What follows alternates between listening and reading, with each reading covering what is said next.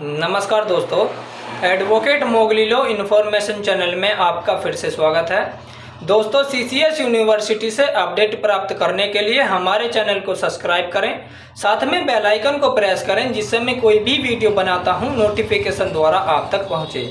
दोस्तों, यूनिवर्सिटी की अपडेट के अनुसार जो बीएड सेकेंड ईयर के जो स्टूडेंट हैं वह अपना एग्जामिनेशन फॉर्म भर सकते हैं। कुछ स्टूडेंट ऐसे थे जो अपना एग्जामिनेशन फॉर्म नहीं भर सकते थे क्योंकि कुछ 24 कॉलेज ऐसे हैं और लगभग 3000 स्टूडेंट ऐसे थे जो अपना एग्जामिनेशन फॉर्म नहीं भर सकते थे क्योंकि उनका फर्स्ट ईयर का जो डाटा था वो यूनिवर्सिटी के पास तक नहीं पहुंचा था, इसलिए वह अपना एग्जामिनेशन फॉर्म नहीं भर सकते थे, वो इसलिए वंचित रह चुके थे। अब फिर से उनके लिए एग्जामिनेशन फॉर्म ओपन कर दिए गए हैं, पोर्टल पर जाकर वह अपना एग्जामिनेशन फॉर्म भर सकते हैं।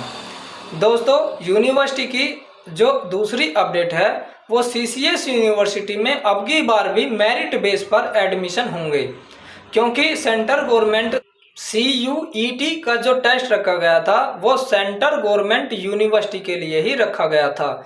जो उनके अंतर्गत कॉलेज आते होंगे, सेंटर गवर्नमेंट यूनिवर्सिटी के अंतर्गत जो भी कॉलेज आते होंगे और जो स्टूडेंट उन कॉलेजों में एडमिशन लेगा तो उसे सबसे पहले CUET का टेस्ट देना होगा। लेकिन CCS यूनिवर्सिटी में ऐसा अब की बार भी नहीं है। अब की बार भी CCS यूनिवर्सिटी में एडमिशन जो होंगे वो मेरिट बेस पर ही होंगे। यूनिवर्सिटी ने LLM फर्स्ट सेमेस्टर और थर्ड सेमेस्टर का भी रिजल्ट डिक्लेयर कर दिया गया है। जो भी स्टूडेंट LLM फर्स्ट सेमेस्टर और थर्ड सेमेस्टर में हैं वो अपना यूनिवर्सिटी की वेबसाइट पर जाकर रिजल्ट चेक कर सकते हैं। जिन स्टूडेंटों की UFM लगी थी उनका भी यूनिवर्सिटी ने रिजल्ट डिक्लेयर कर दिया है। जिन स्टूडेंटों के पहले एग्ज़ाम हो चुके हैं और जिन स्टूडेंटों के रिजल्ट आ चुके थे लेकिन UFM वालों के नंबर या उनकी बैक है या उनको कैसे यूनिवर्सिटी ने विभाजित किया है उनकी जानकारी उनको उस रिजल्ट में डिक्लेयर नहीं होती है, इसीलिए यूनिवर्सिटी अलग से UFM का रिजल्ट डिक्लेयर करती है। उसमें पूरी एक लिस्ट होती है, उस लिस्ट में सबसे पहले उस स्टूडेंट का रोल नंबर होता है, उसके बाद में फिर सब्जेक्ट कोड होता है, उसके बाद में फिर एनरोलमेंट उसका नाम होता है, फिर उनके शॉर्ट में उनके पिताजी का नाम होता है और उसके लास्ट में जो होता है वहाँ पर लिखा रहता है 1 2 3 4 5 6। इस प्रकार से उनका रिजल्ट डिक्लेयर कर दिया गया है। दोस्तों, जो यूनिवर्सिटी ने अब की बार जो ऐड किया है मैं आपको स्टेप बाय स्टेप बता रहा हूँ। यूनिवर्सिटी ने जो अपने रूल बताए हैं वो इस प्रकार बताए हैं कि यह चेतावनी देते हुए कि भविष्य में आप इस संबंध में सावधान रहें, मतलब आपको लास्ट वार्निंग दी गई है। ये फर्स्ट कैटेगरी है, आपको लास्ट वार्निंग दी गई है और इस लास्ट वार्निंग में आपको नंबर दे दिए जाते हैं और जो यूनिवर्सिटी की जो लिस्ट होती है उसमें लिखा रहता है 1 और 1 के आगे ही उनके नंबर लिखे रहते हैं। उसके बाद में जो सेकंड कैटेगरी है वो है संबंधित विषय कोड की परीक्षा निरस्त की जाती है, मतलब आपकी जिस सब्जेक्ट में UFM लगी है उसको सब्जेक्ट को जो आपके पेपर हुआ है उस सब्जेक्ट का उसका निरस्त कर दिया गया है, मतलब उसको आपका पेपर को निरस्त कर दिया है, आपको दोबारा देना होगा। वहाँ पर जो आपकी लिस्ट होती है उस लिस्ट में 2 लिखा रहेगा। नंबर थर्ड जो है उसमें लिखा है संपूर्ण प्रथम तृतीय पंचम सप्त नव सेमेस्टर दिसंबर 2021 की जो परीक्षा हैं उनको निरस्त कर दी गई हैं। मतलब आपकी थर्ड जो कैटेगरी है इसमें बताया गया है कि आपका जो भी आपने एग्ज़ाम दिया है, चाहे वो फर्स्ट सेमेस्टर का है, थर्ड का है या 5 का है, 7 या 7 का है या आपका 9 सेमेस्टर का है, उसमें जो भी आपकी UFM लगी है और उस लिस्ट में जो अगर 3 लिखा है तो आपको ये समझना होगा कि मेरा पूरा सेमेस्टर ही बैक है। ये थर्ड कैटेगरी है।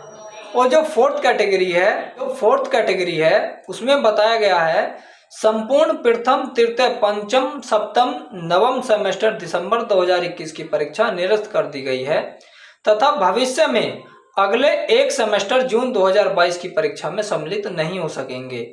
इसका मतलब ये है, ये जो फोर्थ कैटेगरी है, फर्स्ट सेमेस्टर जो भी आपने मतलब एग्जाम दिया है फर्स्ट सेमेस्टर का, चाहे थर्ड का या 5 का या आपका 7 का या 9 सेमेस्टर का, जो भी आपने एग्जाम दिया है उसको सबसे पहले उसके पूरे सेमेस्टर को ही पहले तो उसको क्लोज कर दिया जाएगा, पूरा सेमेस्टर ही उसका ख़त्म कर दिया जाएगा। उसके बाद में जो आगे जो बताया है इसी में फोर्थ कैटेगरी में, उसमें बताया गया है कि अगले एक सेमेस्टर में भी आप एग्ज़ाम में सम्मिलित नहीं होंगे। अगले एक तो आपका यही सेमेस्टर जिसमें आपने एग्ज़ाम दिया है और इसके बाद में जो अगला सेमेस्टर आपका आएगा आप उसमें भी सम्मिलित नहीं हो सकेंगे।